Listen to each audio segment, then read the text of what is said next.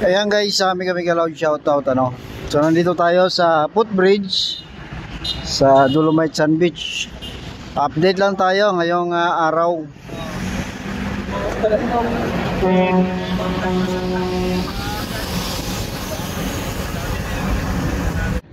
So ang oras natin ay alas 4 ng hapon ano nga.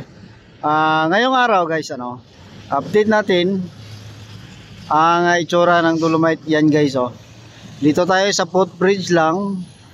Hindi tayo makapasok nung nakaraan na swerte na nakasama ako kay Alvin. Ngayon wala si Alvin, so dito naman tayo sa footbridge. Pero nakikita natin dito ang tambak na basura na nakasako na. Hihintay na lang ng hakutin yan. At sa gitna yung mga barko ng sari-saring kumpanya, mga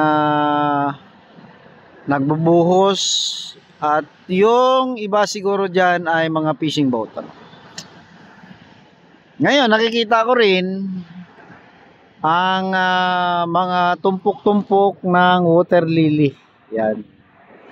So sa nung nakaraan guys ano, doon tayo sa Pasig River. Ang Pasig River kasi yan ang pinaka breeding ground ng water lily.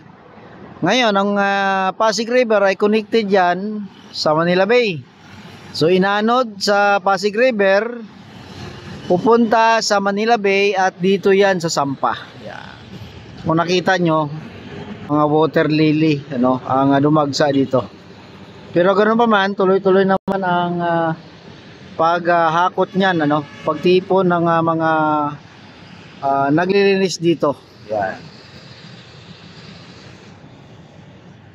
So far so good ano. Yung kahoy nandiyan pa rin. Nililinis naman yan ano, walang tigil ang paglilinis diyan ng mga ating mga Estero Rangers, DPWH at mga lahat ano, DNR staffs natin diyan.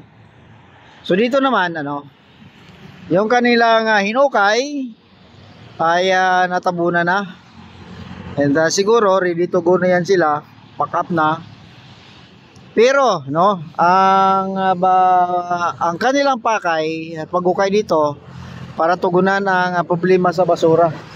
Pero sa nakikita ko, hindi yata nila natumbok ang solusyon dahil may mga basura pa rin. So yan ano, kalmado ang dagat, wala nga masyadong alon, nakikita nyo. So wala masyadong alon, kalmadong tahimik ng tahimik. Maganda mag ano dyan, mag boating or yung ano tawag dito, mangisda no, ngayon dyan. Yan, maganda mangisda ngayon ng oras na yan dahil walang masyadong alon. Ngayon dito naman sa Roas Boulevard, no, kapansin-pansin na itong walang sasakyan, yung malinis na ito po yung papunta ng Baclaran. May nakita tayo, isa lang, paminsan-minsan. Pero dito sa kabila, ang papuntang Divisoria, talagang bumper to bumper na. Grabe. So, nakikita nyo, bumper to bumper na. Samantalang yung papunta sa Baclaran ay walang masyadong sasakyan or talagang walang traffic. So may mga ilan ano na sumisilip no sa Dolomite hanggang dyan nga lang sa platform or dito sa footbridge kasi hindi pa nga bukas no sa public. I don't know kailan ito ibuksan ano. Sabi ko nga no, sabik na yung mga tao mamasyal diyan, no, mag pangin-hangin ano sa Dolomite Sand Beach. At dito naman tuloy naman ang pag-ehersisyo ng mga tao no. Dito maganda mag-jogging. Pag maliwanag pa guys ano, pag madilim na, hindi na ako tiwala dito sa Dolomite ay or sa Manila Bay. Dahil marami na ditong yung mga badyaw no, malilikot ang kamay. Yan, advice ko lang ano sa public. medyo dumadami sila dito minsan, ano, lalong-lalo na pag madilim na. Yung nga dito, no, may mga taong pasilip-silip, no, sa footbridge, sumisilip sa Dolomite Sand Beach na gustong-gusto ng mamasyal sana dyan, kaso sarado pa. So advice natin kung pagbukas nito, no, sigurado naman malalaman natin kasi every other day pupunta ako dito para mag-update ano sa Dolomite Sand Beach. Yan. Ang panahon ay medyo makulimlim pero okay yan, walang masyadong init, no? Ang lahat naman ay kalmado. No, di ba? So natakpan na nila ang butas na kanilang binuksan dito or ginawa kasi dati wala yang bukas. Pero ang tanong, natumbok ba nila ang problema sa baha?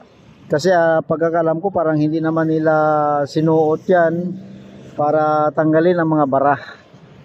Actually, para sa akin, ang bara naman ay doon sa ibang lugar, hindi dito. Dito, ang pagkakalam ko, intact na intact pa rin ang drainage.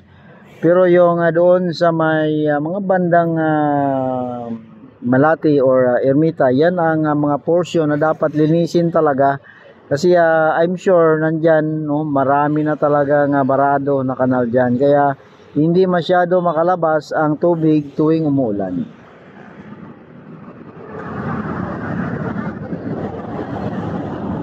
Ang mga tao nagtsatsaga na lang sa pag panood or silip, no, dito sa may platform. Pansamantala habang hindi pa bukas ang Dolomite.